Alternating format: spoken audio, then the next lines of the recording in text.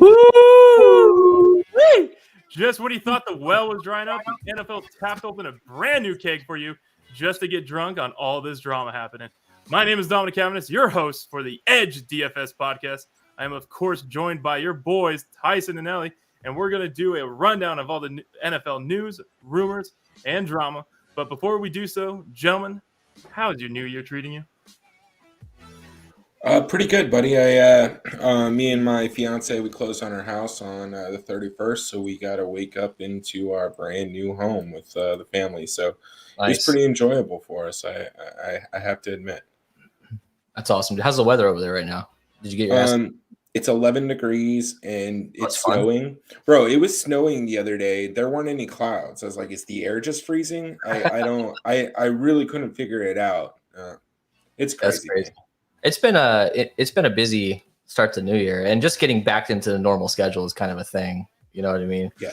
Like that week or whatever of just family and drinking and hanging out and doing whatever you want. You have to kind of like snap out of that. What about you, Dom? No, for sure, man. Yeah, no, my heater broke, so Ouch. I have been definitely bundling up, hence why I'm wearing a beanie in my own house. Wow. Yeah, it's below freezing here right now too.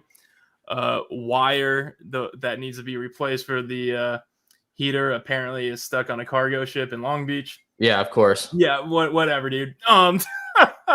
So I'm making my my grandpa proud by drinking some gin right now. There you go. Yeah, warming up the insides here. That's for sure. You guys are gonna hate me, but it's hot here. I've had the AC on I went to the beach on Christmas, so there you go. Dude, get out of here, dude. Oh, Well, hey, man, guys, I'm glad that we all had a good New Year's here, but you know what? Let's just jump right into it.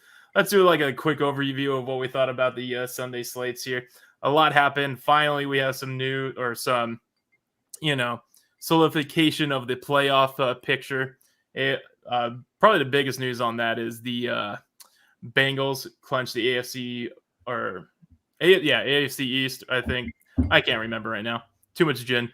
yeah. In good fashion, man. That was interesting. I couldn't believe that happened. Yeah. I like Joe Burrow, man. I really think that once they get an offensive line around that guy, that team's going to be pretty crazy good. Dude, I don't know if you guys go on Reddit, but there was like a stat where it was like they gave up the most sacks in their division, and not just the most sacks, but also the most yards lost in each sacks. But Joe Burrow is also the most efficient quarterback in that division at the same time. Like, I don't know how you're juggling those two different stats with that O-line going in. Well, everybody was absolutely clowning on the Bengals when they drafted Jamar Chase and didn't get an offensive lineman. Yeah, because they had a terrible offensive line. It worked out for them, but they still need a good offensive line. I mean, that could come back to haunt them in the playoffs. Who knows? We'll see. Yeah, I think out of all the playoff teams right now, I definitely do think Bengals are definitely wins the title of like the dark horse that can potentially go all the way. Playoffs? You kidding me? Playoffs? Sorry. Go ahead. No, man. Nice soundbite. But yeah, I think Bengals are definitely the dark horse of this whole playoff picture right now. I mean, we got a lot of strong teams in here, Bucks, Rams, Packers, Titans, and Chiefs, obviously. But yeah, man, it's going to be some good football coming in these next few, next month and a half here.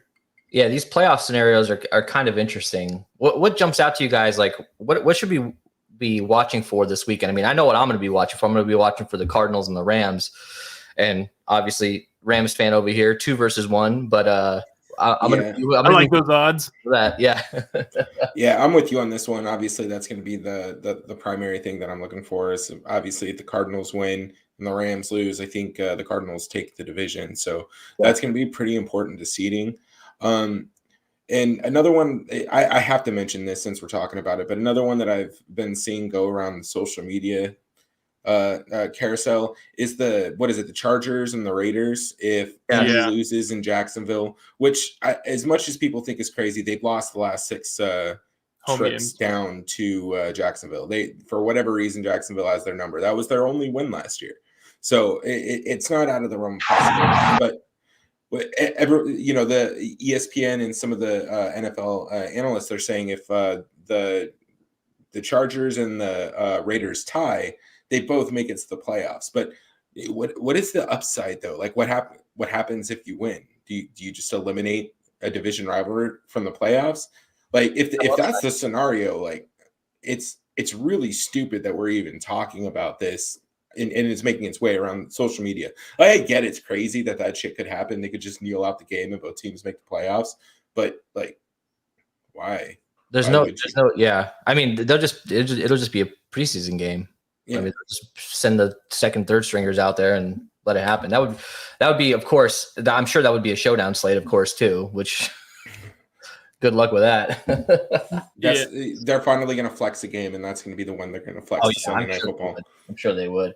The Steelers still have a shot to make the playoffs, which is a long shot, though, man.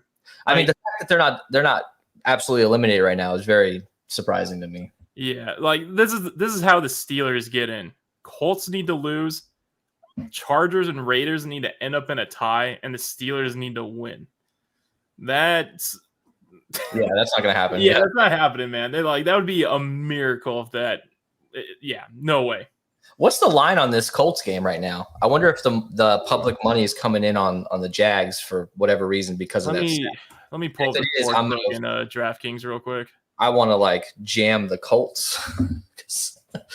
I don't know. I wait, is it in Jacksonville? It's in Jacksonville, right? It is. It's in Jacksonville. I bet it's -7, -6.5 Colts. That's just me off the top of my head. It's -15.5, bro. Let's see. I think it was -17, like on Monday or something like that. I'm completely wrong. Oh, so God. The Colts are favored -11.25. Wait, it dropped. Oh, wait, what? I mean, 2 points, but it's still okay. So DraftKings has it at 15.5 right now. So it has dropped. That's freaking huge still, man. Jaguars there. Yeah, dude. Oh my goodness, dude. That is so crazy. That spread is wild.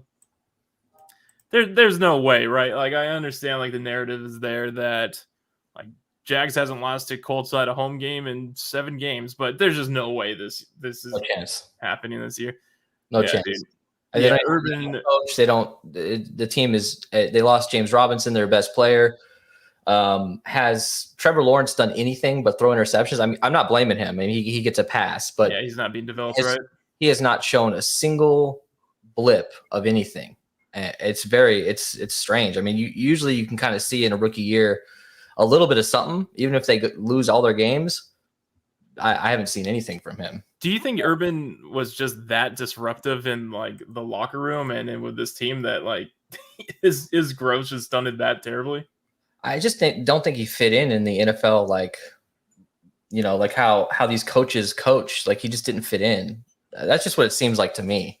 Yeah, and I think there can be a notable difference that gets overlooked coaching a bunch of 18 to 21-year-olds as opposed to some grown-ass men. Yeah, you got a bunch of rookies and stuff on your team, but you can't behave like you're in your dorm room with the 38-year-old Alan Faneca. I know he was on the Steelers a decade ago or something like that. So that's the only reason why I came up, and obviously played for the Cardinals. But you know what I mean? It's not the same thing. You can't go around and kick your kicker. First of all, I don't know what scenario that makes sense in, but maybe you can dick around in college. Hey, did you get drunk last night? And you kick him in the leg. I get that, but you're not doing that with paid professional athletes. Yeah, that's what I'm saying. I mean, he was calling out his coaches. It's just not for him. Yeah, who hired you losers? Oh, right, me. Yeah. Well, so Urban Meyer does have a weird coaching style. So this is one thing that he does a little bit differently than a lot of other coaches is he lets his position coaches pretty much run the entire position thing. And then he goes and does his head coach duties or whatever he's a position coach of. And they kind of all report back. Now it worked really well on the college level. And his saying was, they said, why do you trust your team to do that? And he goes, well, you hire people to make the right decisions. If they can't do that, you replace them. And again, it might work at the college level, but there's such a parity in the teams that you're facing. I mean, there's 119 Division I schools, or maybe 117, something along those lines. And you're not playing top 25 teams every week, right? And in the NFL, you're playing one of 3,500 of the greatest athletes that are in the United States of America. So I think stuff like that 20 years. really, yeah, I mean, it just impacts your ability to coach. I mean, we talked about it last show, but Nick Saban just couldn't hack it.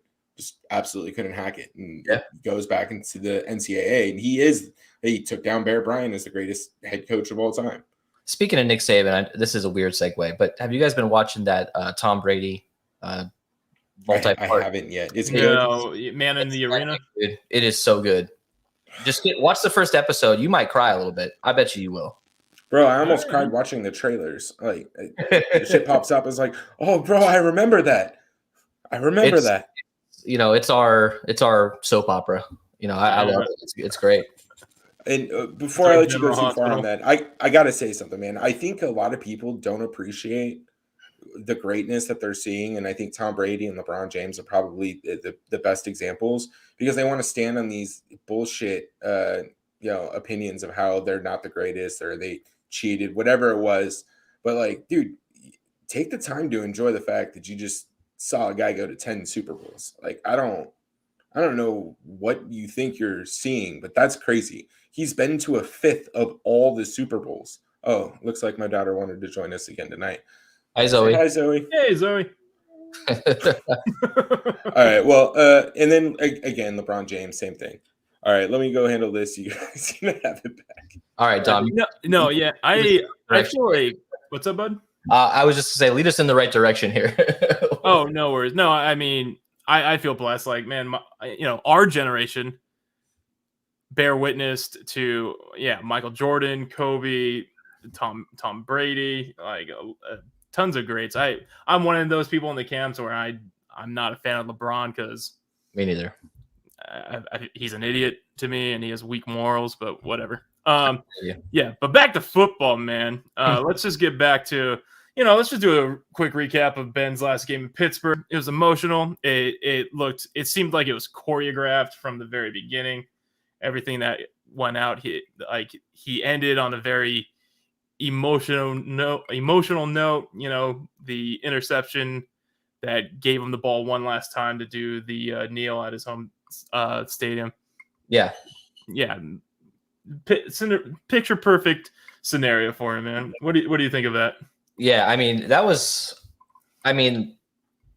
I'm not a huge Big Ben fan anymore, but I do recognize his greatness, and I think he should have retired last year. He literally limped into this season. The dude just cannot throw the ball, but he still has a little magic left. We saw a couple. It was maybe a showdown site. I forgot who it was against, but he was getting absolutely just dominated for 3 quarters, came back and they tied the game. And I think they won that game. Was that against Baltimore? I don't know.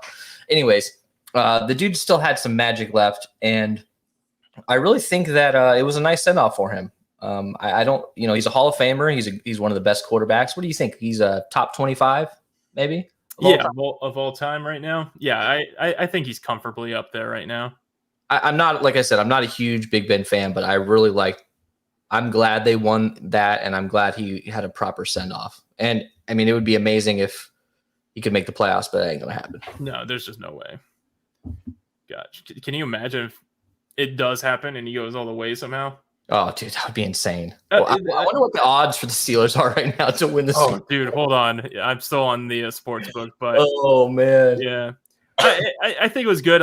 Like everybody knew, like the rookies even stepped up. But obviously Najee Harris, dude, what a stud, man! That guy, he's going to be fun to watch these next 5 years, man. Because running backs have a short shelf life, but they knew what they needed because last year they could not run the ball to save their lives. And now they give it to a guy 20 plus times a game. They don't have to worry about him fumbling. They don't have to worry about anything. Dude hasn't fumbled all year, I believe. He has he set a record for most touches without a fumble or something to that effect. But yeah, he's a stud for sure. Dude, so the Steelers got DraftKings Sportsbook has the Steelers at plus 40,000 to win the Super Bowl. We're insert that Kevin Malone quote. Kevin Malone, yeah. Yeah. If anybody gives you odds at 10,000 to 1 You or take greater, you take it. I don't care what it is. Oh man, That's awesome, dude. Man, Bro, so I got to break away for just a second. So the Knicks were down by like 25 points against the Celtics. They're about to beat the Celtics here. are you serious? I'm dead serious. Like this is like all-time meltdown. Like the East Division in the NBA is just trash. Like you have your couple of good teams, and then they're just not that good. I think the Bucks, they ended up winning last year. They were a very complete team, and they had a really, really elite matchup against the Suns and the lack of backup bigs there. But Too soon. yeah, but I don't know, man. I just don't think the East is all that good. This is trash. The Knicks are not good. Boston is better than this. Jesus. All right, we gotta stay on track here. Dom, what do you want to talk about?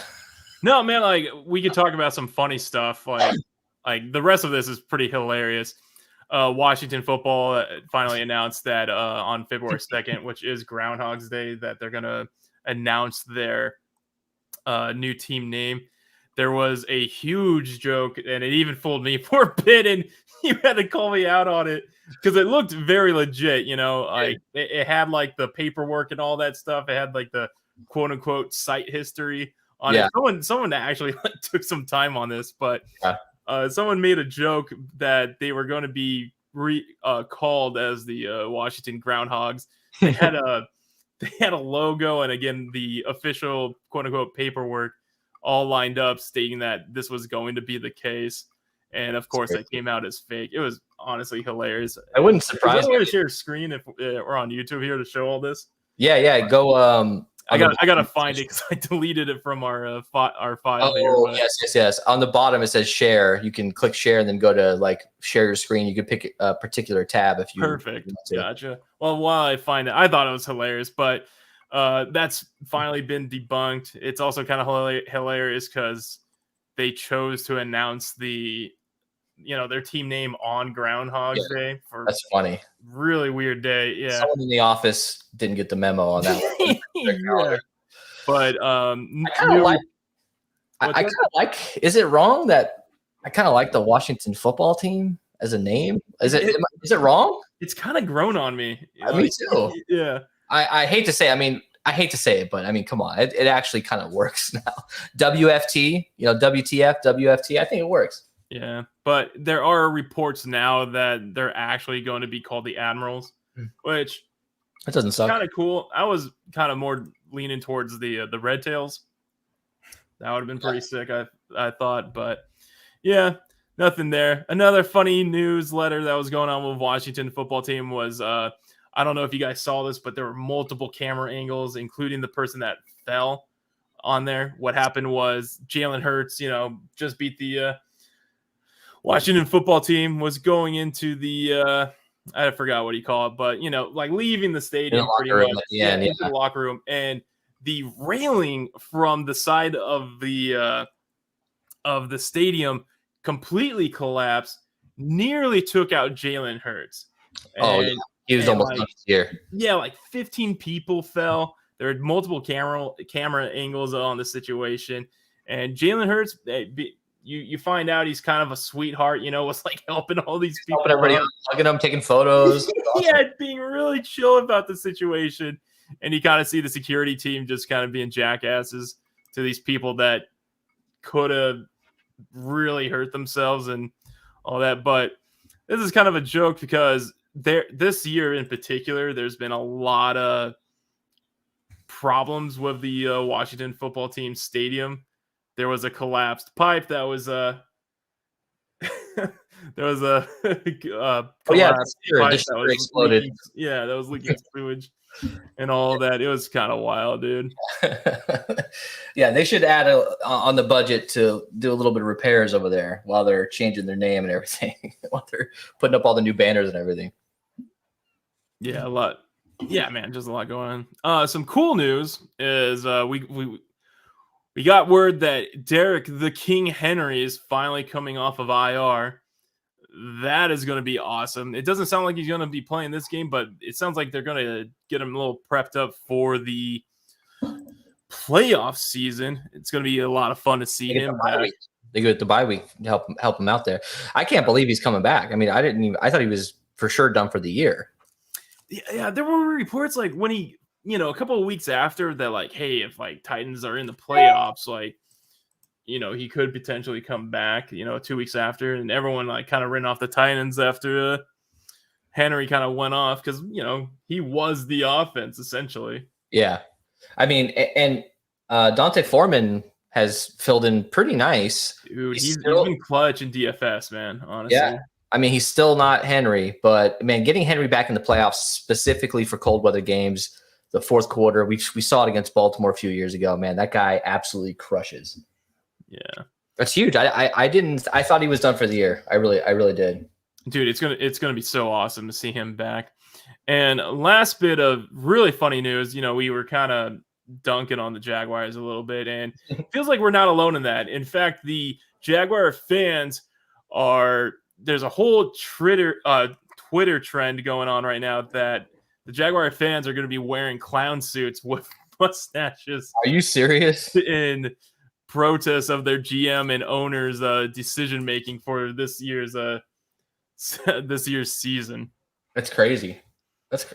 It's rough, dude. I'm like an hour and a half from Jacksonville, and I decided to go there it was in September, I think. It was hot as balls, man. The only people that like true fans go there. That's the only people that would go there because it was so freaking hot. There's not a single bit of shade. That team is a mess, man. Dude, you went for the Cardinals played them, right? You went for the Cardinals game. Yeah. The kick 6 at halftime. Yeah. Oh, Jesus, that's right. That's why I blocked that game out. Yeah. Dude, the Cardinals do some stuff that just like it's so frustrating, and I think Jags fans can kind of relate to us on this. You're like doing okay, and then your team's like, oh shit, we're supposed to be bad. Let's do something dumb, and so we'll do a false start on inside the goal line, and all of a sudden it's 3rd and 27, and you have 3 yards, to go, or 3rd and goal from the 27-yard line. Yeah. I know. It's and when we were growing up, the Arizona Cardinals were still in that Cleveland Browns, area of teams. Like they hadn't won a playoff game. They were terrible. Thankfully, we've had some success recently. Thankfully, but we're still the same team at the core. We're still we're still the Cleveland Browns with steroids. That's pretty much it. Dude, that's why I can't stand it when fans especially fans of teams that don't have a championship yet, getting caught up in power rankings. Like everyone's like, well, the Suns should be number 1 over the Warriors. No, bro, I don't give a shit about that. They need to win a championship, and then you can talk about where they are in the midseason rankings. Yeah. Right now, Steve Kerr and Steph Curry, they won 3 out of 4 or some shit like that. It's not even a consideration. Stupid ass power rankings. When's Clay coming back? Clay, he should be back this month sometime. That's Do you see that he's ahead of Devin Booker on All-Star votes? Like, they need to rehaul that whole system. Yeah, especially when it's tied to people's contracts. Well, exactly. And look, they count the votes, but it should be weighted like 10% of the actual. Like they got to figure out another way to do this. That's insane. Well, I mean, if you're going to do the starters, like make the starters like a jury of your peers. Let the NBA decide who the starters are, and like the actual players, make them vote, and then have your second string, and then the third string can be whatever the fans want. The players should vote. Yeah, players, coaches, they should vote. They get the heaviest weight, and then the fans can figure it out from there. Yeah.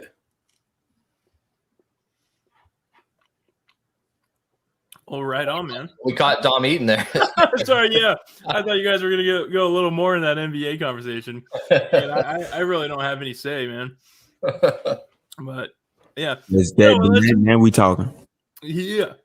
Hey, let's just jump into the main topics here. Obviously, the biggest news story of the week has to be the Antonio Brown meltdown release walkout. It was incredible to watch.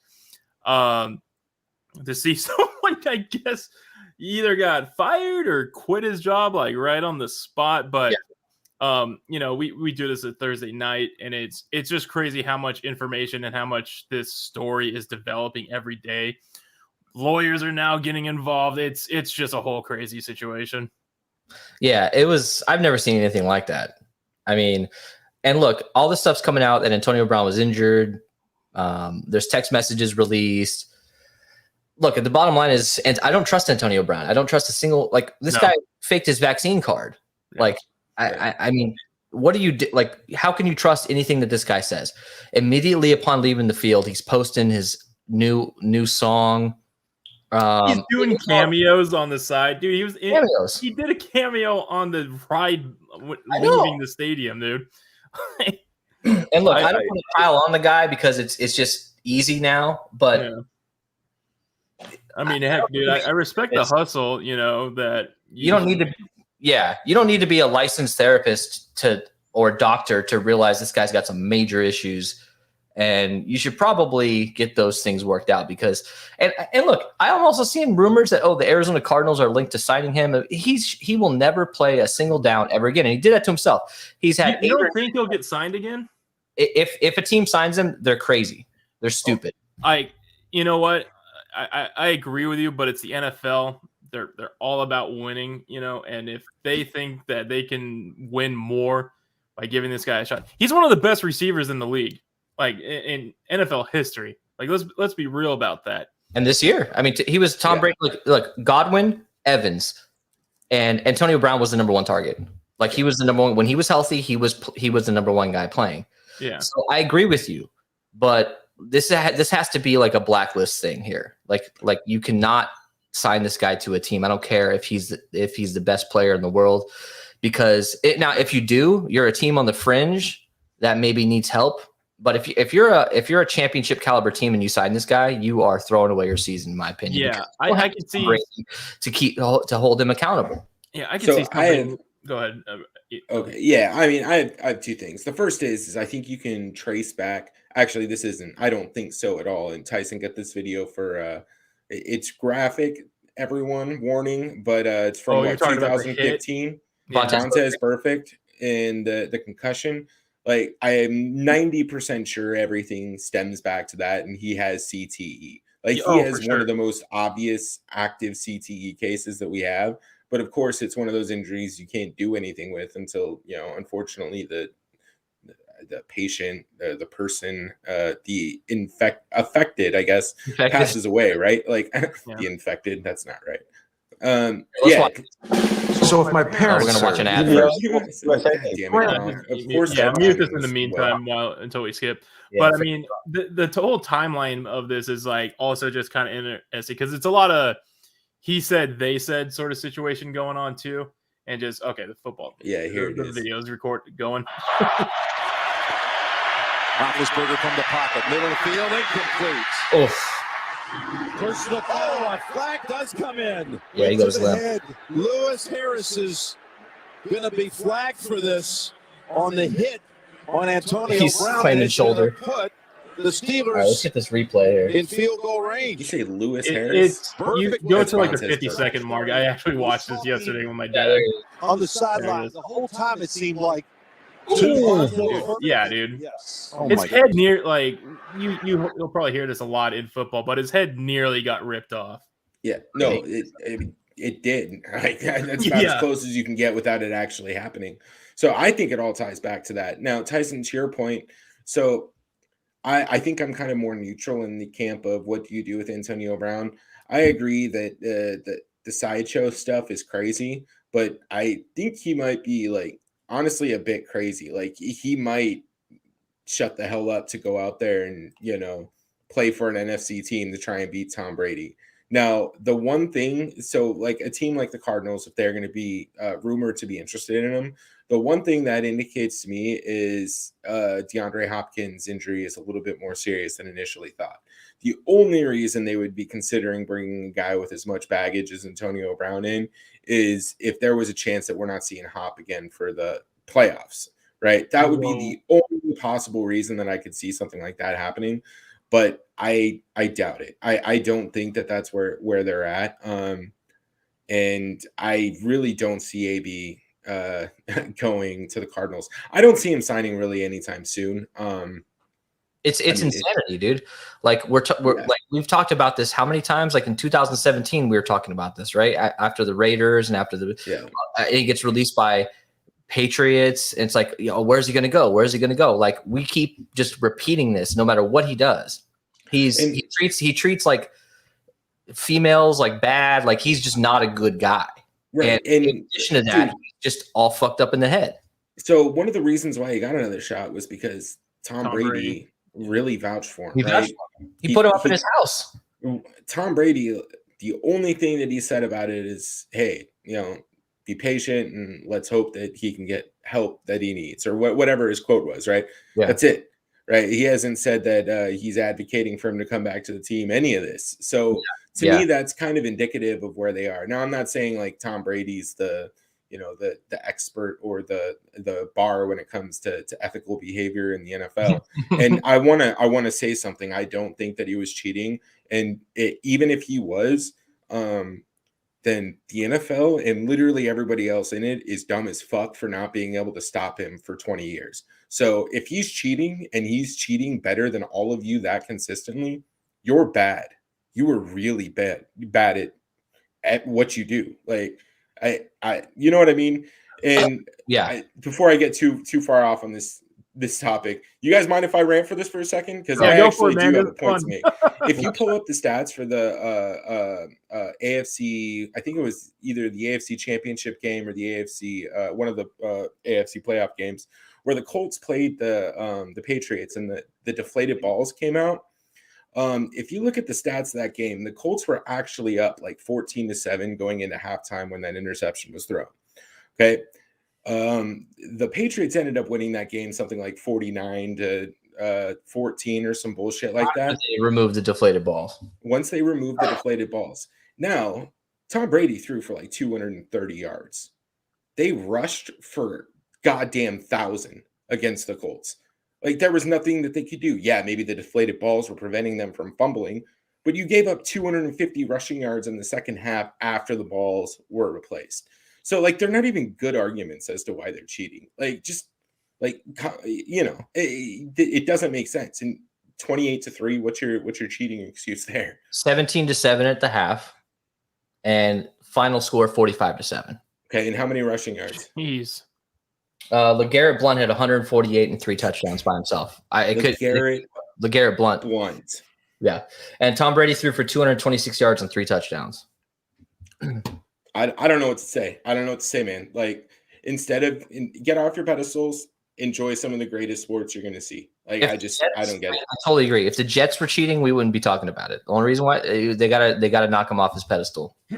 Yeah. Like, I mean, dude, if you want to try and tell me the LeBron Cavs against KD, Steph, and all them wasn't one of the greatest finals you've ever watched, the block and them coming back down 3-1. Like, I don't like LeBron. He's on the Lakers. Like, he's jumped around. Like, Terrell Suggs almost killed me one time for talking shit about LeBron in front of him. So, like, like that's kind of where I'm at with it. But come on, dude, enjoy the fucking. These are the greatest of our generation. Nobody's bitching about Bo Jackson. The only thing we're complaining about is that we didn't get to see him for longer. Appreciate this while you can. Yeah, I agree. All right, now that we're way off topic, Dom, back to you.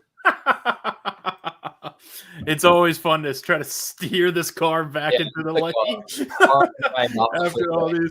No, but like, just I guess bringing both Antonio Brown and back into the Patriots. But what was I can't remember what was the reason that he got released? Because he played for like a game, right? And just on the Patriots? Yeah, what was the reason why? I actually remember he did something stupid.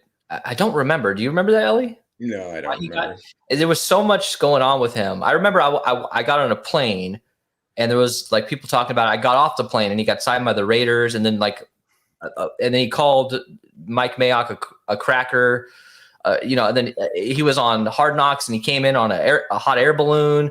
It was just there was literally like 20 things that happened with him. I forgot about all. Oh, craziest stuff. This is when the inappropriate sexual behavior and the rape That's right. allegations started flowing. Okay, And you yeah. gotta release him. That's right. That makes sense. Yikes. Okay. So Thanks, Vontez. Perfect. I'm sure like 60% of CTE cases will be traced back to him in like 30 years. yeah, he's gonna make leaps and bounds in scientifical advancements and CTE after they get his brain. They're That's kind of cruel, dude. I'm sorry, Antonio. they're gonna If name you're the listening. D after Perfect. Yeah. Hey, Ellie, Perfect injury. move your phone away from your mic. It's just I don't know, man. It's just so crazy how this story is developing at the point where I just kind of want to be like, yo, release because everyone's mic'd up on the field. I'm like, just release those recordings. Let's hear what actually happened.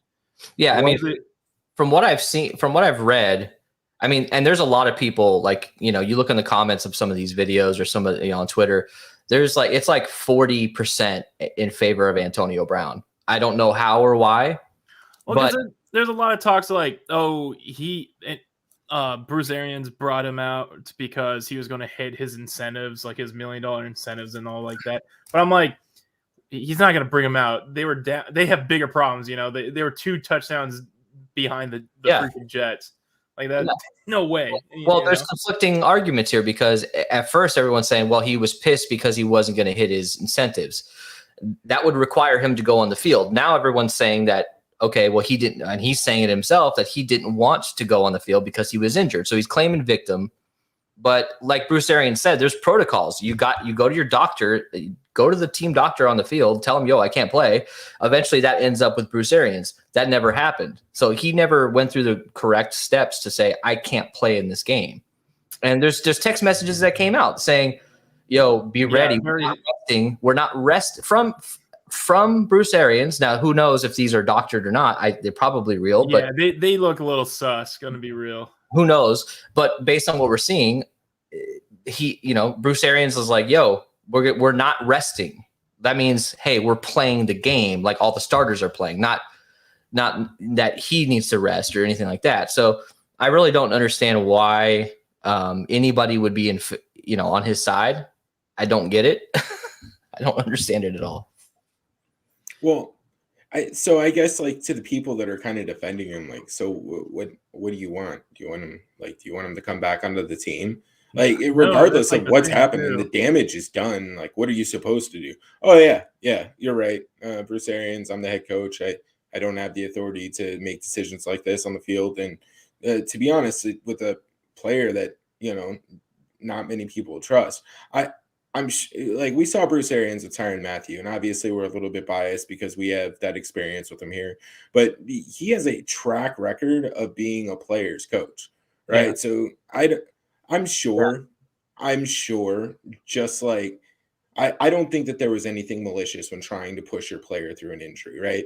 Like, I mean, I played Pee Wee sports growing up. I tried to play through injuries all the time, right? Are you hurt or are you injured?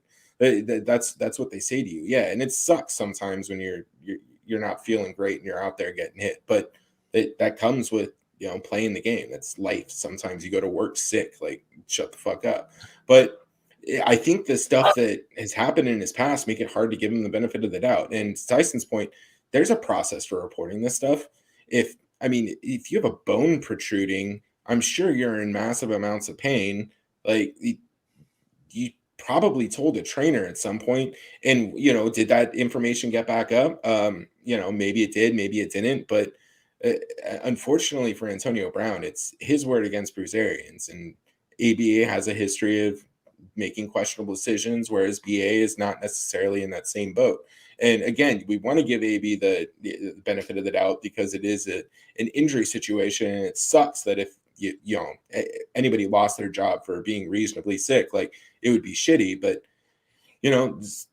it comes with the territory. So I manage a bunch of people, and we'll leave it at that. One of the things that they like to do is they like to call out sick, right? And then they get upset when they get fired on a day that they're really sick. And I don't mean to be a dick about it, but I got to ask them. It's like, so, you weren't sick these other days? What were you doing? Just playing hooky? I get it. It sucks. That's the world we live in, but it's the world we live in. If you're not there when you're needed and you're not there when you're not needed, then that faith and that trust that you're going to have isn't there with the team. And I don't know, man. That's kind of where I'm at with it. The dude, I think you ran off, you took your shirt off, and you're doing jumping jacks in the end zone, bro. If you got a fucked up foot, what are you doing, man? Oh yeah, there you go, Bookie. Okay, yeah, exactly. That's what I'm trying to say is, look, to be fair, he did have some serious injuries. Like that is no doubt about it. But like you don't like just play it right. Like I don't understand like why he has to leave the field. Like there's probably been many of players who get pissed off at halftime and want to quit. Bro, we saw it. Some dude on the Giants retired at halftime. Minus what's the bucket. Well, his situation was different. He was just like, I can't play the sport anymore. Like my body just can't physically do it. But look, just why do you have to leave? Like that's where the mental illness part comes in. Like I'm not debating whether or not he was hurt, and we don't know. We'll probably never know exactly what happened between the coach and everybody like that because they'll keep that internal. But why do you decide to take your pads off and run across the end zone and then start posting on Instagram the second you leave, like your last game ever? That's where he handled it. Yeah. What if the ball gets snapped? Is that 12 men on the field? Like, what is the ref gonna do? Like, I don't know if I would do anything. I'd be like, bro, play on. I mean, can you call a flag for a player with no clothes on? Like, hey, we just cut him. Like, how does this work? I don't know. We'll never truly figure out what's going on with him until he gets into a DUI and kills himself and do a biopsy on his brain. But I know it sounds bad, but be honest with me. What do you think the odds are on that? I mean, I who knows if it's actually CTE, if this guy is just messed up. I mean, he's been doing this kind of stuff his entire career. Yeah. Like he didn't get kicked off his college team. This is nothing new. And just to wrap this up, like there's no if a team signs him, they deserve what's coming to them because they might get a couple of great games out of him. Hell, they might win a Super Bowl. Look at what happened last year. But eventually it's going to come back to bite them. Yeah. All right. Moving on to one thing to the other, and I think you got the perfect clip to set us up here. I think he's a bum. I think he's an absolute bum. And if you don't recognize that voice, that is Aaron Rodgers talking about a recent MVP voter that has publicly shamed Rodgers for what he did during his offseason and during the season on embarrassing his team, his fan base on multiple fronts and multiple occasions this year. And Rodgers clearly didn't take too kindly to that. It's just crazy to think that, I mean, wherever you stand with whatever's going on with Aaron Rodgers doesn't really matter. The bottom line is if you have an MVP vote and you come out and say that before the season, you already made up your mind that you're not going to vote for this player as an MVP because of some things that they did off the field. I think it's a fireable offense. And you should not have an MVP vote. That's just my opinion on it. Ellie, what do you think? I really don't know what to think here. I think the MVP in itself is just such a, I guess, popularity contest at this point, for lack of better phrasing. I mean, it's kind of diluted what the award means. I think you have to determine what you think the MVP is. Is it stats? Is it the best statistical player in the sport? Or is it the most valuable player to the team? Like without that player, there's no way that they're going to be anywhere near where they are. And very well say the same thing for Rodgers, I feel. Sorry. Yeah. No. You're right on, man. I think that's a good discussion that needs to have about Aaron Rodgers. But I think the Packers are also they're close to that Dallas Cowboys territory. They played, I think, 3 teams, maybe 4 teams with winning records. They played in the NFC North. So you have the Vikings, you have the Bears, and the Lions, right? So you're kind of stacking up wins there. So they beat the Cardinals barely, and that was kind of a victory, I guess. But I don't know that I would go and say that they're that much better. I don't know, man. I just don't know that Aaron Rodgers is really that much different than what Tom Brady's done. They're very similar when it comes to the stats. Tom Brady has like 1,000 more yards. He has 10 more touchdowns. Yes, he has more turnovers, but they actually have about the same average of turnover-worthy plays based on dropbacks or snaps, right? So they're really not that different from each other. And I think you got to go to Tom Brady. A back-to-back MVP is kind of rare, right? When was the last time we had back-to-back MVPs? I don't know. Probably Tom Brady. Yeah, probably. I mean, I don't know that that's going to be Aaron Rodgers. I think they don't wait till the postseason's over for MVP, do they? I forgot. I think they do, or maybe I think they do. Look, they need, as long as the postseason is included in MVP, I think we're going to end up getting where we want to. Now that I've said all that, though, I do need to preface this: is I've been betting heavy on Kyler Murray and Tom Brady for MVP. Really? So yeah, as Kyler Murray kind of faded there close to the injury, I started putting a lot more money on Tom Brady because that was going to be the last time we were going to get good odds. But I can actually see Aaron Rodgers winning this thing. Now, as far as the broadcaster goes, I mean, dude, they're press. They're all press. They get more engagement from shitty takes than they do from actually sharing a valid goddamn opinion. You know what I mean? So like they're gonna say stuff like that just because people are gonna click on it outraged, or they're gonna click it in extreme support. But in all actuality, I do think it was kind of shitty for Aaron Rodgers to misrepresent his status. Now, as far as I'm aware, though, the team was fully aware of where he stood. So if that's the case, then, I don't think it should impact his MVP votes.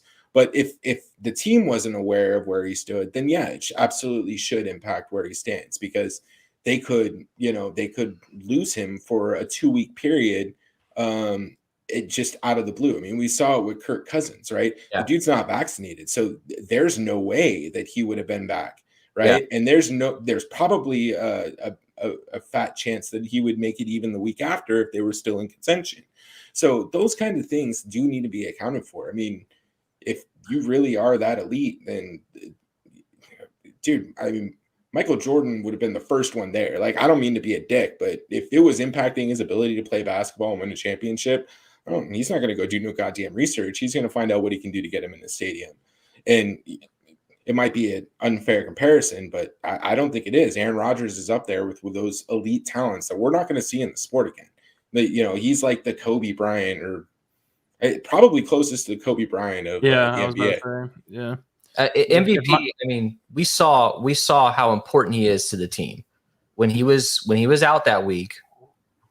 Jordan Love came in, a guy they spent high draft capital on, against the Chiefs, I believe, and they couldn't score a point to save their lives. Now, the defense kept them in the game, but we're talking about a championship caliber team that couldn't score a touchdown without their quarterback. And I think that proves. You're talking about when Jordan Love played that one game? Yeah. That proves. What did I say? Did I say Jordan Love? Yeah, I'm not gonna lie. I kind of zoned out. I did too. Yeah. That to me, I mean, that's just a perfect example that, I mean, he's the MVP. And look, I'm a Cardinals fan, man. Like, I want my guy to win, and I'm a huge Tom Brady fan.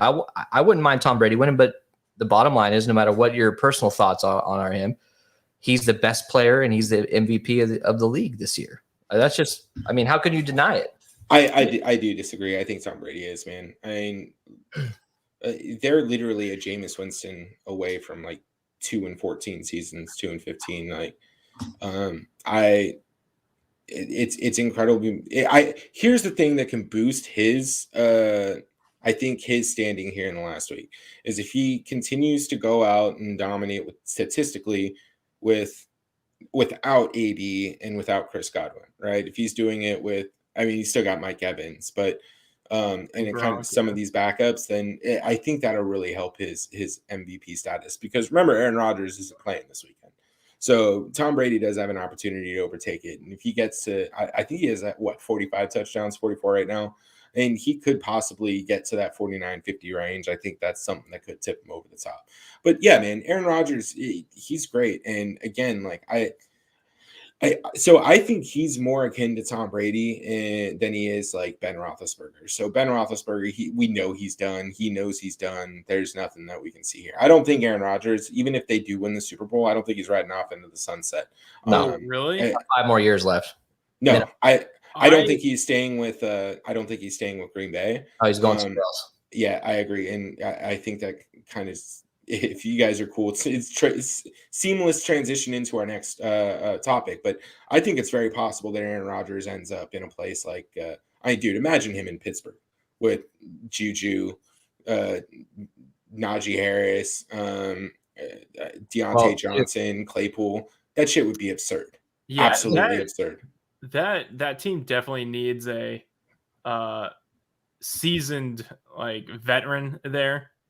With like a calm, like obviously like a calm demeanor. Not that I don't think Ben was that, but like I feel like maybe Aaron Rodgers would get more like respect towards him with his mere presence there than Ben would. You know what I mean? Like, do you really think Aaron Rodgers or Aaron Rodgers for sure, not Russell Wilson? Yeah, I think Aaron Rodgers. Yeah. As a future owner of an XFL team, I would much rather have Aaron Rodgers than Russell Wilson on that. Just to wrap this up, what you said about Tom Brady, I do fully agree with you that, I mean, the guy's playing with nobody right now. I mean, the amount of injuries he's had has been crazy. He threw a game-winning touchdown to a dude that's a track star. He never even played in the NFL until he got drafted. Like, this guy came out of nowhere and dude scored a touchdown to win the game. So Eric Bookie, 5 years. Yes. Yeah. Yes. Look at Tom Brady. Yeah. Yeah. And just to throw my thoughts out there real quick, like on the whole Rodgers MVP vote thing. I do think you have to, for the MVP vote, you have to look at him as the player, not him as the person. Rodgers, what he did in the offseason, I think is completely fair. You know what I mean? As a player going against his organization like that, you know what I mean? Like, hey man, fight the power, get what you want. You deserve it. Go for it. I totally believe in that. The whole, I'm immunized thing. Yeah, you're kind of a piece of shit for doing that. Yes, you should have just came out and said, look, I'm not vaccinated. Yeah, you knew what you were doing, but I also agree with him. Like, you don't own the press a explanation on your personal life, quote unquote. Yeah. But man, you knew something like that. There's no way you didn't think something like this was going to happen. I mean, come on. It was going to come out eventually. Like, you're not going to like. So my counterpoint to that argument is you want to base him on player. If that's the case, then Cooper Kupp or Jonathan Taylor is the MVP. I was just going to lead up to that. I'm like, I'm way more in the Cooper Kupp or Jonathan Taylor camp. I actually put money on Jonathan Taylor. He's like a $1,500 or $1,500 bet towards MVP. It'll never I think, like never if you want to really talk about not being valuable player, not having someone, I think Jonathan Taylor definitely fits that role. I agree. Yeah, it's just a quarterback award. It's a quarterback award. It really is. Unless you have a guy like Barry Sanders or just some crazy dude who's like some of the best talent in decades, it's going to go to a quarterback because it's the most important position in sports. And if you don't have a good quarterback, you will not be a good team. We've seen it this year. Where backups have to come in and they can't even score a touchdown in a game. Yeah, and you can join the bitter bus with us because that's what we experienced with David Johnson back in 2015. Yeah. David Johnson had 2,100 scrimmage yards and like 22 touchdowns or something like that, and obviously ended up losing it. But I'm with you, man. The fact that Cooper Kupp and Jonathan Taylor are being so disrespected just in regards to the MVP. Yeah. It sucks. And if you're exactly right, the point that you're making about judging Aaron Rodgers as the player, like if that's what you're going to do, that's fine. Right. Like, I don't give a shit. Just be consistent with it and acknowledge that if that's the case, Jonathan Taylor probably is the MVP, and even Cooper Kupp. Because I'll be honest with you, if the Rams did not have, you can probably We admit would this be as a Rams fan. so screwed, dude. Yeah, I mean, you guys would be more screwed not having Cooper Kupp or having Jared Goff. So We lost Robert Woods. Like, I think Woods would replace can replace Kupp. I honestly do think so. But if we didn't have I love both Bobby of them, Trees, bro. I hate to admit Cooper it. Kupp blew up this year. He did well last year. Don't Yeah. get me wrong, but like Robert Woods was the wide receiver one last year. He was. Oh, we know. We love Robert Woods, man. Yeah, Bobby but Trees is our guy. Hey, man, that Stafford and Cooper Kupp coffee, morning, brunch that they have. Hey, they got that connection. Great. And elevated him. Like, Stafford has a way of elevating receivers. I mean, just look at Calvin Johnson. Like, you know what I mean? But going back to the Jonathan Taylor thing real quick. For position players to be even competitive or even in the talks of MVP talk, they need to far out exceed expectations, while quarterbacks needs to meet expectations, in my opinion. No, that I don't know if that's opinion, man. That's documented fact at this point. Yeah, because again, like you remove Cooper Kupp from the Rams offense this year, they're 8-9. You remove Jonathan Taylor from the Colts. Jonathan Taylor made Carson Wentz a good quarterback. Yeah, Carson Wentz had a pretty efficient year, and people are acting like he's not dust anymore. Well, they were what? They're 9-1 or 10-1 when Jonathan Taylor rushes for over 100 yards, and they just lost to the Raiders. So, like, you want to talk about having an impact to your team. He's the sole reason they are where they are, right? And like, I think again, the one part about football that makes it difficult to quantify, that like NBA, if Steph Curry, if you make the playoffs and Steph Curry's been healthy, you probably made the playoffs because you have Steph Curry on your team, right? But yeah, it's hard to quantify the amount of impact Aaron Rodgers had versus Jonathan Taylor, because if you remove both from the situation, neither are making the playoffs. Neither are going to be where they are. Neither have a chance at winning half as many games as they actually did. So it's just I just think it's convoluted at this point. Like, you can't change it though. I don't know, man. I don't even know how to. Yeah. Last point, I think on this, in my opinion, if you're talking Jonathan Taylor, you got to compare him to the 2012 Adrian Peterson. Yeah. Less than a year prior tore his ACL, and back then you tear your ACL, your career is over basically. Yep. The first athlete to really make that happen and actually come back better than he was before. Dude broke the record, the single season record, had almost 3,000 or 3,000 yards, 2,100 yards, 2,096. Yeah, I mean, I think Jonathan Taylor is a great running back. I mean, incredible. But do you think he's better than Adrian Peterson in 2012? I don't think so. And that might be the bar that you have to hit if you're a running back to win the MVP. That's just my thoughts. Yep. Yeah. All right. Well, Ellie said this is all convoluted talking about Aaron Rodgers, but we're going to keep talking about him because now we're talking about QB trade speculations in the offseason. And we're going to start off the guy that's been making the rounds and, just dropping little subtle hints every now and then on what he could do, and they're all mixed signals. And of course, Aaron Rodgers, what the hell is going to happen after this during the offseason here?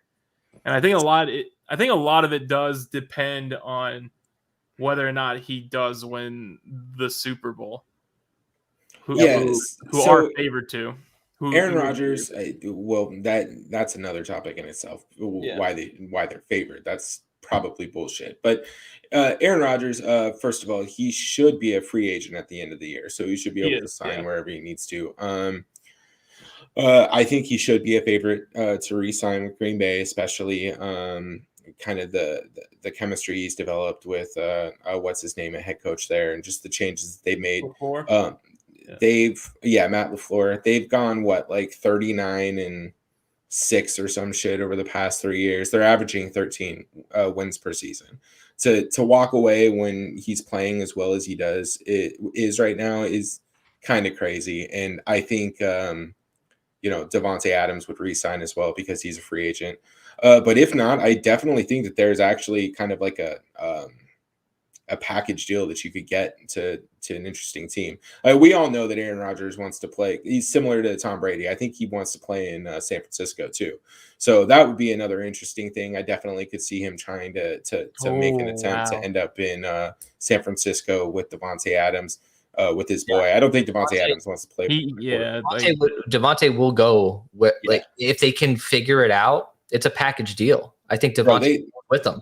And the Niners, literally, they don't have anybody on their goddamn team. You have Deebo Samuel and George Kittle, and then Jimmy G. And if you end up bringing in Aaron Rodgers, you're probably dumping Jimmy G. Something, you're going to eat it. Oh, right? He wants to get rid of Jimmy G already.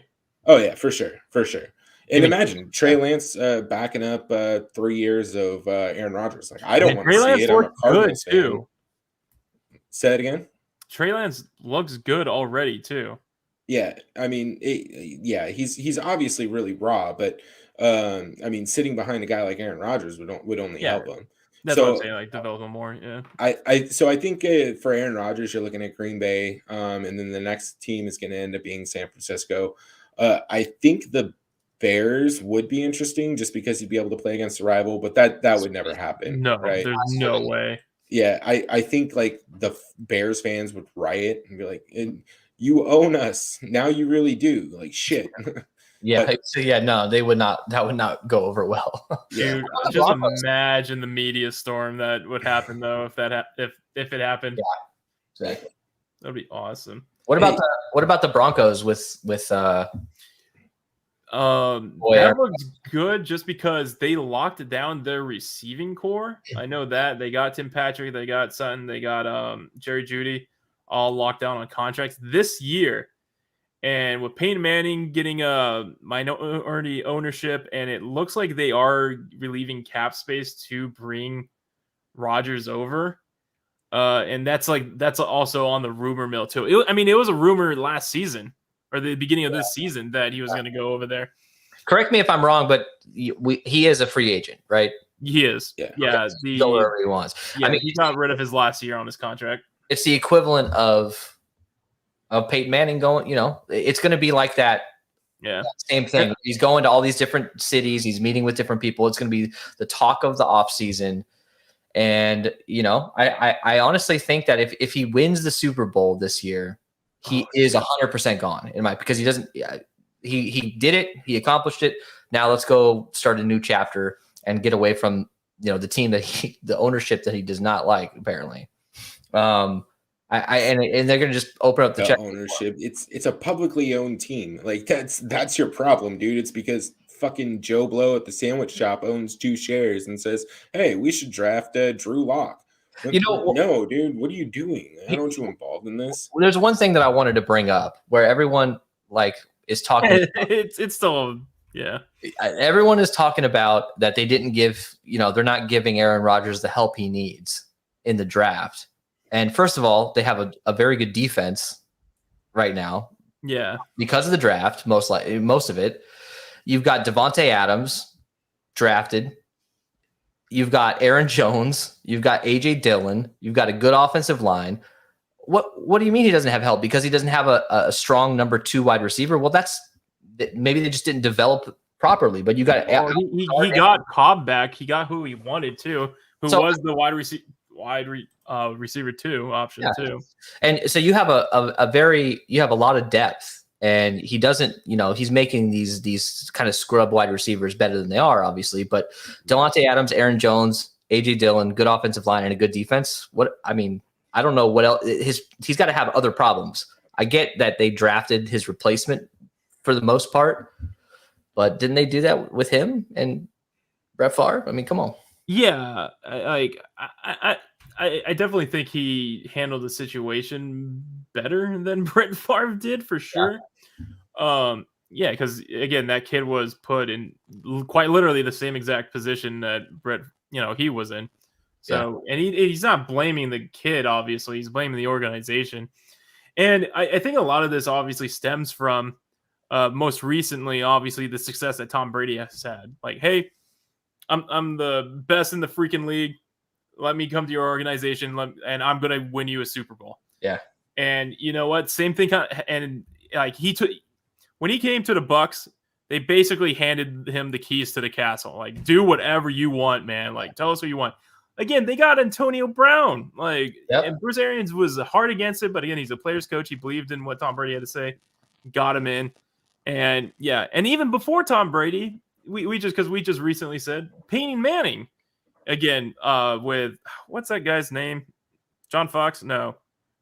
Who's the owner? It's some QB. I already forgot. Oh, John Elway. Thank you. Oh yeah. And John Ellie essentially gave Peyton the keys to the castle and like, yeah, tell us what to do, man. Like, we're all on the same team here. We want to win. And you see these elite quarterbacks, like, I don't want to say no more than the coaches, but you're building this team around your quarterbacks, especially these elite ones, and they're going to tell you what they want, and you better go get them. You know what I mean? Yeah. Because they're going to play to his style and whatnot. And I think that's becoming a theme at the end of these quarterbacks' careers because some of these teams just can't afford to continue paying them, and or they just want out. And I think you just have to, if the Broncos or whoever signs Aaron Rodgers, you bring in Devontae Adams, and you just do whatever. That's immediate playoffs and immediate Super Bowl contention just by writing a check. Not just that, but like you're possibly getting other players for cheap too, like other star players. LeBron effect. Yeah, like, hey, I want that ring, buddy. Like, well, sure, listen, pay me Aaron $3 million Rodgers less. Let's go. Yep. Aaron Rodgers, Devontae Adams, Deebo Samuel, and George Kittle. Oh, that's scary, dude. That's there's nowhere else that he's going. Like, if there's a possibility he can do that, like, I would do that. Like, you can call me whatever you want. Building a super team, I don't give a shit. Yeah. It's his childhood team. Bro, he's doing more social stuff, right? He's on Jeopardy. He's trying to get on the Pat McAfee show, right? Like, he wants to be out there. He wants some of this media attention too. He's not putting his feet in front of camera so that, he can get a point across. He's doing it for the attention, right? Like, I mean, this is his life post-football. Like, build that brand and go to San Francisco and develop it. I think that's where he's going to go. I don't want to see him there. I'm sure you don't want to see him there. But, hey, if we can lose Russell Wilson out of the division, I'd be cool with it too. All right, we've been talking about Aaron Rodgers for like 4 hours at this point. We've got some other quarterbacks to talk about. Oh, yeah, let's talk about Russell Wilson. We touched on him last week, but, I mean, obviously we all, I think collectively that this guy's either going to go to the Saints or Chicago Bears, right? This is his last game with Seattle. He's not staying there. Like, it's either him or Pete Carroll, and I think Seahawks are staying with Pete Carroll. Yeah, he's gone, and he doesn't want to be there anymore either. It's old. He needs a new. You can just watch him. And I know he had a pretty good game last week. What was that against? Was that against the Lions? Yeah, I think it was against the Lions. Yeah, that doesn't count. But he's done for. If he stays there, it's not going to work out well for him. His career will die. His career will die. Yeah, it'll die. And it's sad to say because you have DK Metcalf and what's his bucket? Lockett. Yeah. I don't know how you don't make that work, but the offensive line's terrible. The defense is terrible. No running back. It's just not working out. Penny's been stepping up, but yeah, for the most part, yeah. Yeah, but no real running attack. Chris Carson, that guy gets injured guaranteed. If you can put money on him getting injured by week 8, do it. Mm-hmm. Yeah. All right. Quickly moving on to Baker Mayfield. Yeah. There were reports that, I mean, if you just watch the Steelers game, because I have a buddy at work and me and him like always text during these games, and he's like, I think the coach is actively trying to sabotage Baker Mayfield. Yeah. Like, they only ran the ball 12 times and with Chubb. Yeah, well, and there was 5 yards per carry. They were only doing shotgun passes, and not giving TJ Watt like a clip or anything like that. Like, he was going up 1-1. They let this guy get sacked 9 times. I would be so frustrated with this, man. Like, I do I think Baker Mayfield's elite? No way in hell. No. This season, like, stat-wise is the league average, quite literally. Like, if you see all the stats of all the other QBs, average it out, you copy and paste it, that is literally Baker Mayfield. And that's what him with a bum shoulder, dude. Like He's been destroyed. He could have just sat out the whole season. yeah, he got injured like what, the second or third week? He was RoboCop against the freaking Cardinals. He's like, morphine, put me out. I mean, the dude is like, I get it. He hasn't performed well, but he's being penalized and absolutely destroyed because he's tough. And look, he's not doing well. But look, you look at last week in that game, Dearness Johnson outsnapped Nick Chubb against one of the worst rush defenses in the NFL. What are you doing? That's not a Baker Mayfield problem. And, Odell's dad coming out and trashing him and all these people trashing him. It's not his problem. It's the freaking Cleveland Browns. That's the problem. Give this guy a halfway decent team without a terrible franchise, and I think he can be a Kirk Cousins, maybe a little bit below equivalent, not as many yards but he can be that kind of guy that can get you to the playoffs a few times, maybe get you to a divisional round, maybe win a division. He's not going to be a Pro Bowler every year, but he is a solid NFL quarterback. I think you got to give him a chance. So here's the thing: is Baker? What is this? His 4th year? He's coming up on his 5th year. Yeah. Something along those lines. So he's coming up towards the end of his rookie contract. I'm going to be real honest with you. I'd be super shocked if he was traded, simply because I think if you're trading him, you're giving up on the Kevin Stefanski experiment. You're probably firing Kevin Stefanski too and cleaning house, right? Like they brought in Stefanski, they drafted Baker Mayfield for him, and that's, or did Stefanski come in after? I think he inherited him. He inherited him, yeah. Did he? Okay. Well, so has Stefanski been there 2 years, 3 years? Yeah, this is the 2nd year, I think. 2nd year? Okay. I mean, look, I guess my scenario changes a little bit there. I'm still kind of in the same court though. If they traded away Baker Mayfield, I think they're firing Stefanski too and just going completely different direction. I don't think Cliff Kingsbury by any stretch of the imagination has been an incredible head coach, but I think that Steve Keim kind of showed the league that it does help to bring in your guy at head coach, let your head coach bring in the quarterback if they can. Like if you're going to commit something, commit to it all the way. If we would have Josh Rosen right now, I'd be fighting myself. I'd be a Patriots fan, man. Like I'd be a Bucks fan or something. Like I'm not kidding whatsoever.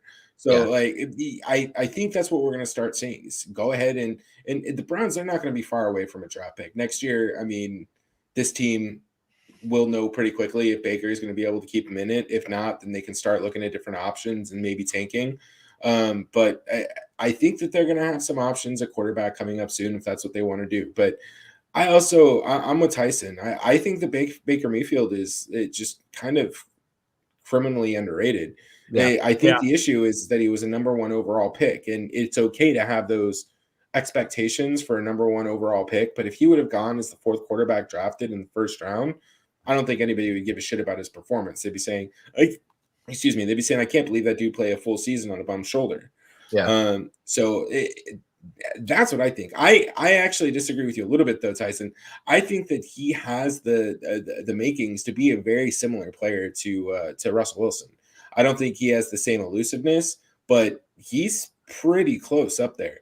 And he has the strength to make some incredible throws, but it's still the Browns. Like you still got to change the culture to get someone to want to come in and play for your team, right? Like JJ Watt coming meant a lot because JJ Watt has a winning mindset, a winning mentality. That's not something we get in Arizona. It's not something we get with our sports teams. So that mentality can only be fixed by who you bring in. And honestly, that's why I think Baker Mayfield is a good fit for them.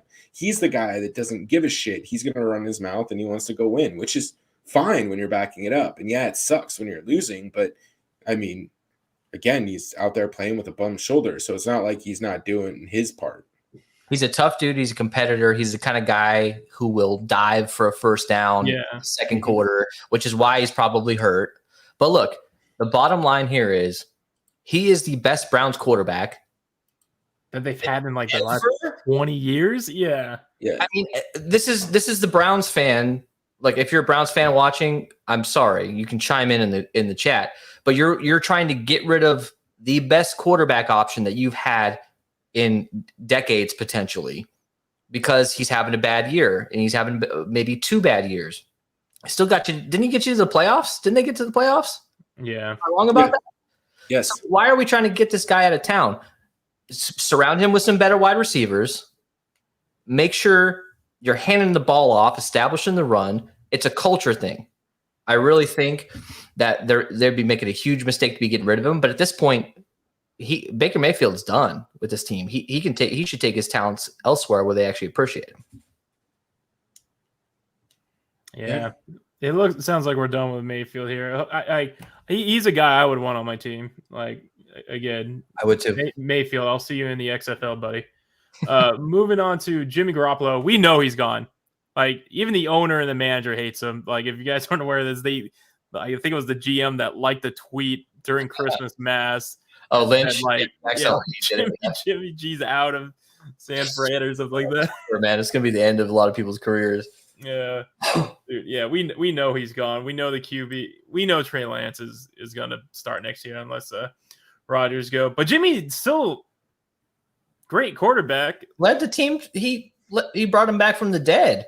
Yeah. They're going to make the playoffs. All right, here's what's happening. This is what's going to happen. John Lynch is going to use his Denver connections to go ahead and send him over to Denver in some kind of trade package, probably a 3rd or 4th round pick. I think that would be enough. You're probably going to have to dump something or absorb some of the contract to do that. But I could absolutely see that happening. I really, as much as you were talking about Denver potentially making a run at a guy like Aaron Rodgers, like I still don't know that they're there yet and that they're going to try and do that. They're still kind of middling on what they're going to do at the position, but I don't think that they're going to try and make a run or a commitment like this. Like a guy like Aaron Rodgers. I think Jimmy G is probably their best option right now. It's sad though, because you're just patching until you can find the guy in the draft. And John Elway has proven he can't find the guy in the draft. No. What they need to do is go out and pay a dude who is proven and who's a Pro Bowler. That's what they did with Peyton Manning. They had some success. They need to keep doing that until they actually hit the lottery and find the right quarterback in the draft. I mean, they probably would be a really good fit for a guy like Russell Wilson, and just to be completely honest, or even Matt Ryan. I think those would be pretty interesting choices there, especially with the weapons that they have around them. I think that they need a little bit more to kind of take it to the next level. They're in a really tough division, right? So you're going to need a guy like Russell Wilson to be explosive enough to consistently beat the Chargers and the Chiefs, and even the Raiders when they kind of get settled down. But I just don't know that they're going to go out there and get that guy. And look, I mean, why were they so committed to Drew Lock? Like, I feel like, or maybe I was just hyping it up a little bit because of Best Ball. And there's people on Twitter who love Drew Lock for Best Ball, but I don't know, man. Like their situation's a mess. They've done better than, teams that I enjoy have. As of late, obviously they brought in Peyton Manning, but even those superstar quarterbacks, guys like Aaron Rodgers or whatever like that, you're committing to 1 to 2 years to try and bring home a championship real quick. You're getting them at the end of their career, even similar to Russell Wilson. I don't know if he's playing 4 or 5 more years. So you're trying to buy a chip, or you're staying with a guy like Jimmy G until you can get somebody in the draft that you can develop. I don't know. That's where I'm at with it. Yeah. Go ahead, Dom. Go ahead. There's one team that I think collectively sort of forgot, and they are going to need a QB next season badly, and that is the Steelers. And that's like, I feel like anyone could go there from like this list that we're going to right now. That's the job you want. Yeah, a lot of these quarterbacks, Russell Wilson, even. I mean, I don't know how well he fits in with that brand of football, but man, you plug him in with a lot of talent there. You have a top-notch running back. You have 3 pretty damn good wide receivers as long as they stay off TikTok. And, a halfway decent, I mean, not a great defense, but culturally, they're always a halfway decent defense. So I think even if this is what there's no way that Baker Mayfield can go there because he's still under contract. But if they keep him and he's a free agent, imagine going to the Steelers. 2 revenge games a year. Yeah, dude, yeah. Yeah, I was about to say I think Steelers is definitely the Saints. number one option for all offseason for all these QBs, and I do agree with you, Eric, in the chat. I think Saints are definitely like the second team. Hey, Bookie, if you're available next week, you should jump on the show for a little bit. See what your schedule is. So, Hit us up. so for Pittsburgh, hear me out here. I think the one that I would be most interested to see end up there would be Deshaun Watson, assuming the off the field stuff is kind of removed. Dude, I love I don't Deshaun think it's Watson. ever going to happen. Yeah, well, I don't know, man. He hasn't been charged with anything. At the end of the day, allegations, dude. it doesn't matter, man. Like I get it, but at the end of the day, if you're not going to charge him with anything, you got to let the dude go out and do his job. Like, what the fuck is he supposed to do? Just like sit miserably because he has all this stuff going on? And I don't want to discredit anything that's happened. And if anything did happen, then I feel terrible for all those people who experienced it. But at the end of the day, like, not to be too dramatic here, but we're a country of innocent until proven guilty. So why is this dude not allowed to play football? Why is he not allowed to earn an income based on allegations? Let him have his due process, like everybody should fucking have, and let it be handled that way. Once there's an investigation, even the NFL can do their due diligence and issue some sort of suspension. But that's not what's happening here. He's not playing because Houston's shitty and he does not want to play for Houston. So let the guy go play football.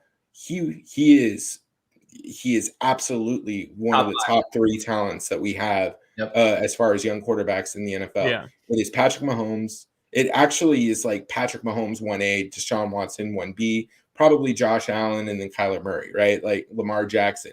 Like, though, it's a really tight group that we have up there. And Deshaun Watson's special. He won games and he took the Texans to playoffs in spite of Bill O'Brien.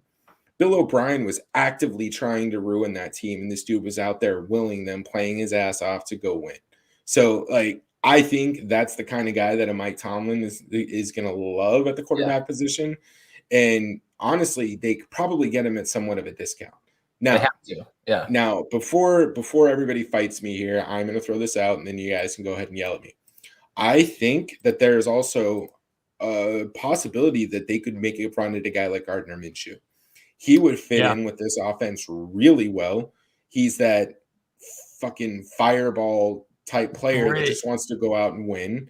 And he's tough as nails, right? Like, he's going to make mistakes, but he's going to try and get better every play. And I think that being with Mike Tomlin would be a pretty good option for him. And the one thing that the Steelers have to worry about that the other teams may not necessarily is they have a lot of players that are pretty good and coming up towards the end of their rookie contracts, right? So they can't continuously pay all 3 wide receivers. They can't continuously pay TJ Watt. They still have I can't remember their corner's name off the top of my head, but they have a top 10 NFL corner. They have Minka Fitzpatrick out there in safeties, probably top 7 NFL safeties, right? So a guy like Gardner Minshew might be cheap enough for them to actually go out and win some games and be a potential threat in the AFC North, just where they are. They're a quarterback away from a serious playoff run. Yeah. Can you imagine Gardner Minshew in TikTok videos of Chase and Juju? Bro, that shit would be that would be so epic. I would love it, bro. I would too, actually. Yeah. I would probably download the app just to see what's going on there. Houston needs to cut their losses, trade them for a 5th round, but whatever it is you got to do. And that would allow Deshaun Watson to be unleashed, because if you can get him for a reasonable price, you don't have to spend multiple 1st-round picks is what they're asking. Nobody's going to give even one 1st-round pick for him at this point, because it's so questionable, his future. At any given moment, he could actually end up, real charges being brought against him. And, I don't know the exact details. And it the optics of the situation too. Like true. No team wants to deal with that, dude. I agree. But his talent, we talked about this with Antonio Brown. Right. And you can argue whether or not Deshaun Watson is a good guy or not. Do we know? I don't know. We don't know if he's a good guy. There's a lot of women who are claiming he's not a good guy and he's did some things. Seriously. Do all 20 plus women collaborate with their stories and all come out? I don't think so. But I mean, like Ellie said, you got to be innocent until you're proven guilty, and he hasn't been proven guilty yet. So we got to kind of give him the benefit of the doubt. And if you are the Texans, just get what you can get for him. If you can get a second round pick for him, I think it's a win, because he's never going to play for you again, right? Don't you agree? Yeah. Yeah, I think you have to go get what you can for him.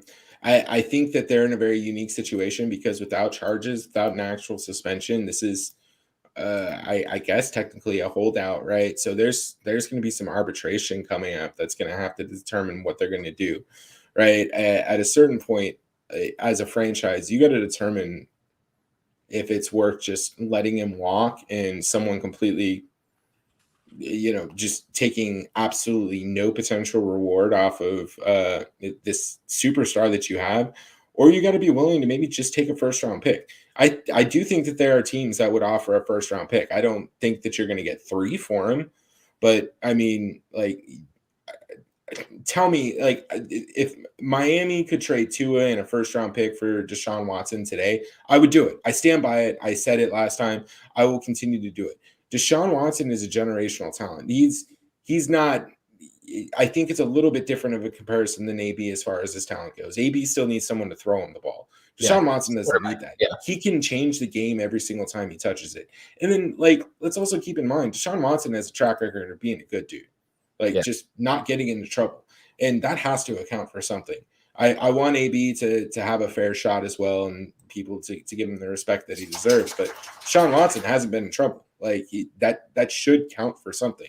And if not anything else, even if he did do all this stuff, which, in not to get too crude here, but we're talking about rub and tugs, like extra service at a massage parlor that doesn't have windows. Like, I don't want to sound like an asshole, but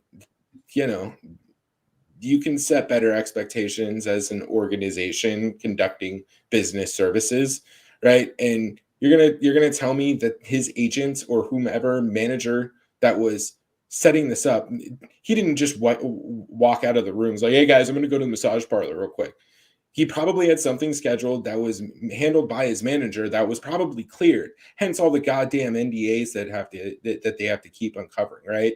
You don't have an NDA for a massage that didn't end in a hand job. So, like, I don't mean to be a dick again, but like we really need to start chastising people for things that need to be chastised.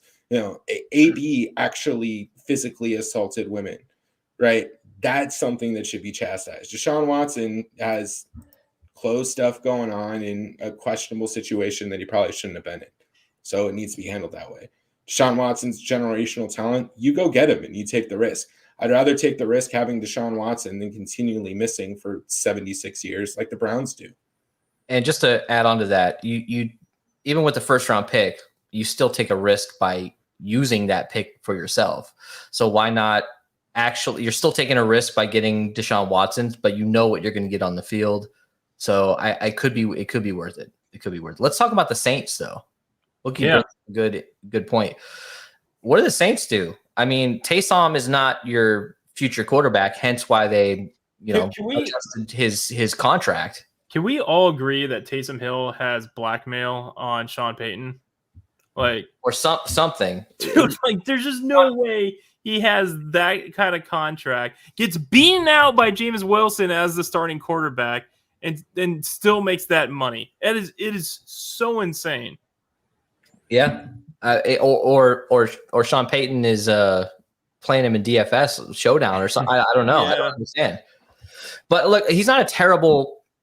Everyone likes to jump on him. It's not his fault that he got paid for like he's doing what he was paid and hired to do, is go out there and run the ball and do some trick plays. He's not a guy that's going to throw for 4,000 yards. It's not going to happen. He can probably rush for 1,000 yards, but he's there to complement someone else. But you got 2 quarterbacks, you got no quarterbacks. So I don't know. That's a Sean Payton thing, and that actually might end up costing him his job, because they're not going to make the playoffs for multiple years potentially, unless they go out and they get a guy like Russell Wilson They get a guy like Baker Mayfield even eventually. Maybe that might work. I don't know. I think Russell Wilson would be an amazing fit for that team.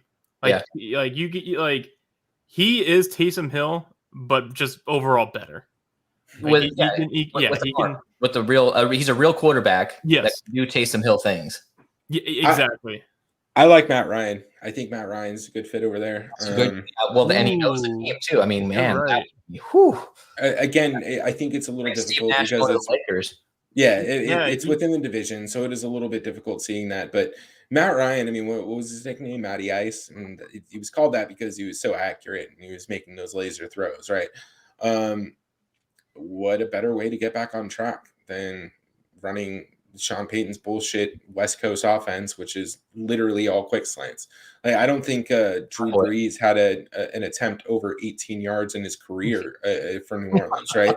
So this is actually a good fit for a guy who probably has a good 3, 4, 5 years left in him, right? Yeah. And Matt Ryan's going to come in at a kind of a middling contract so that you can bring in another wide receiver. Because let's not forget, this is the worst wide receiver core in the NFL. Michael Thomas has to come back for that to change. And even then, you still only have Michael Thomas. Michael Thomas is not coming back to that team, I don't think. Yeah, he got released. Wait, what? He got released. No. He's still on the team. No, like 2 weeks ago. Hold on. There's no way. He didn't get released. He's still on the team. They just... Yeah. They'll wait till the end of the year, dude. Michael Thomas would immediately sign from someone else, and then I guarantee, like he would go to. You want to see someone play with the fucked up ankle? Watch him play in Tampa. Like that would have happened so quickly. But look, I like Matt Ryan. Yeah, that's interesting. Yeah. Yeah, again, it's a division thing, so I don't know. Again, this might be one of the situations where you're just kind of piecing shit together until you let some of these dead contracts go. They have a lot of bets on the team. They might be due for an overhaul. So I really just don't know what the Saints are going to do. I don't think that they're a quarterback away from the playoffs. Drew Brees is one of the greatest of all time. It's pretty impressive though to lose a Hall of Fame quarterback and the next year still be right around that 500 mark. Their defense is incredible, man. It's pretty impressive, and that just goes to show that their coaching and ownership and everybody they still found a way to keep this team competitive. As Cardinals fans, we know what happens when Kurt Warner leaves. You're in the desert for years and years and years with like guys like John Skelton and Max Hall as your starting quarterback. So the fact that they lost a Hall of Famer and are doing pretty good, hey, it's an attractive job if you're one of these veteran quarterbacks, because I think they are a quarterback away from making the playoffs, in my opinion. You just got to get some wide receivers in there as well. Why is nobody talking about Aaron Rodgers going to the Saints? I just don't think that's. I don't think that's the place for him either. Yeah, but I would be shocked if he doesn't sign with San Fran. It's Green Bay or San Fran. Steelers, yeah. Tyler Huntley. I think they're going to re-sign him because of Lamar. Is he injury prone now? Is that like the label we're going to give him? He's look, this entire team. I think we talked about this on the last show, but they get a pass this year. Just ignore it, erase it from your memory, and start fresh again next year. And hire a new training staff and maybe a new practice facility and a new weight. Get a new goddamn field. Yeah, I know. Have you seen that field? Because it's actually dirt. They lost 3 ACLs in the course of like 6 hours. Yeah. All right, so let's talk about one last guy here, and then we'll kind of start wrapping. I don't know why this is on the list. I did not put this on here. I added this. Mitch Trubisky. I think he gets signed. I think somebody signs him, and I think he gets some starts next year. Am I crazy? Denver. No. You know where he's going, dude? I'll call it right now. He's going to Carolina. Hey, I think that's actually. We haven't talked about Carolina. They're going to need a quarterback too. But yeah that's. Can he get signed as a starter anywhere? That's my question. That's why I added him. Carolina or Broncos. So? Yeah. Does he deserve a second chance as a starter? Yeah, I think you have to. You have to see how. Yeah, I think people will see Matt Nagy and how he ran this football team last year and the steady decline of his very short tenure with that team and be like, oh, okay, it wasn't all Trubisky's fault. No, it was not. Yeah, like Absolutely not. yeah, I think he definitely can. We obviously we didn't see him play this year, so I think Tyler Huntley and Gardner Minshew has a much better shot at finding a starting position. But man, if these if there's like coaching trades going on, someone might be Galaxy brain and be like, you know what, I could turn Mitch around. Yeah, who knows? It's possible. I mean, you got to give him a second shot. You got to, and him realizing and being self-aware and going to Buffalo and being a backup, I think that says a lot about him. I mean, he you wouldn't go to a team with a franchise quarterback. You'd go to like Broncos, or you'd sign with one of these teams that maybe you can get some playing time. I think he realizes he needed a fresh start, and he's going to go there and learn behind a good coach, behind a good quarterback, and he's going to get his shot again. I think he will get a shot at being a starter. Maybe not but from day one, but maybe like mid-season he comes in and takes over for, is Teddy Bridgewater still going to be signed next year? Or are they going to just release him? Dude, they're going to release him. Yeah. There's no way they're keeping him. Yeah. He'll be a franchise backup quarterback for the rest of his life. And Teddy is a solid. He would be the best backup for sure in the NFL every year. And you bring him in, and you can expect your team to like go 9-7 if you bring him in as a starter. But he's that's pretty much it. You guys want to talk about a little bit as we wrap this up? You guys want to talk a little bit about DFS this weekend and what we're up to this weekend? Dom, what are you looking forward to? Are you doing main slate? Are you doing some showdown? No, I'm doing some main slate, man. I on the Sports Capitalist channel, we got that video coming out probably tomorrow. But yeah, I mean, it was kind of weird because we looked my co-host and I, Adam, we kind of just went down the QB list and we're just like, there's not good options this week. Like options for QBs are super slim because they're either all going to sit out. They're only going to play a half. They're not on good teams, or it's a bad matchup. There's literally like 4 choices. Wow. Taysom Hill, Kyler Murray, and Josh Allen, and maybe Trey Lance. But like it just QBs are slim. I think Jonathan Taylor is a huge lock-in, but I mean, you're not coming here to listen to us and be like, hey, pick the most expensive running back, for the last 10 weeks. Yeah. But a lot of variance coming this weekend. It's gonna be tough. If I'm gonna have that much variance, I'm just gonna go with showdown, and where I can zoom in and find like a 4-string guy that can score a touchdown. There's gonna be a Saturday slate, 2 games. That'll be interesting. When is the Saturday game? I got to do that video tomorrow, but you keep talking about it. Sorry. What is the Saturday game? Hang on. Elliot, you and I talked about this. I actually did some research. Oh, it's Dallas at Philadelphia, the night game. And then there's it's KC at Denver for the early game. That Eagles Cowboys game actually is going to be good. I think that's the game you want to attack, I think. Yeah, and I think Ellie, that's the show we do this week for Saturday. Do you agree with that? Yeah, I'm down, dude. Yeah, we'll do that show midday. So look out for that, guys, if you're looking forward to that. That's going to be a good game. I mean, those division games, especially 2 teams that are going to be in the playoffs, it's Eagles and Cowboys. Like, that's going to be a good game. It's going to be a good game. And I think it's going to be an upset, too. I'm predicted that Eagles are going to beat the Cowboys. Wouldn't be too surprised.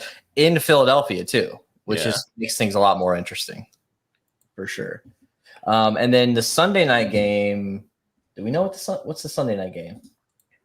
It is it's not on the slate yet. They haven't done prices for it. But do you know what the Sunday night game is? Yeah, it's Chargers. It's Raiders. Oh, dude, dude, I was joking. God damn it. Tie-gate. We'll call that tie-gate. Yeah, man, it'll be an awesome game, man. So the problem is this game has no meaning if the Colts win, right? Or can they? No, if Colts win, they get the 6th seed. Okay. Chargers needs to win to get the 7th seed. Let me go back a little bit. Dallas and Philadelphia, from what I read earlier, I don't think that they need to play their starters. I don't think there's any reason for Everything's clenched. Yeah. these clenched. There's Except for the Eagles. Eagles aren't clenched. The Niners could get in. I thought the Eagles are if the Niners beat the Rams and the Eagles lose, Rams are in at the 6th seed. I think there's some seeding implications for the Cowboys too. Philly's 100% in, but the only reason I bring this up is because I was doing some research on it today, to just prepping for that show that we're going to do, and there's a lot of people that are potentially it's up in the air whether or not starters will actually play. Yeah.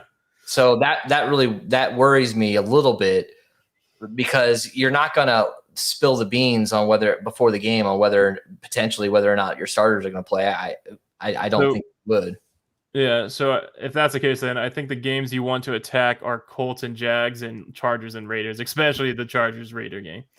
Why am I saying Colts and Jags? Jags are just going to straight up play for pride, I think, but they're still going to lose. Yeah, they're going to lose. Yeah, they're going to lose. But yeah, Chargers and Raiders, that's the playoff spot contention game.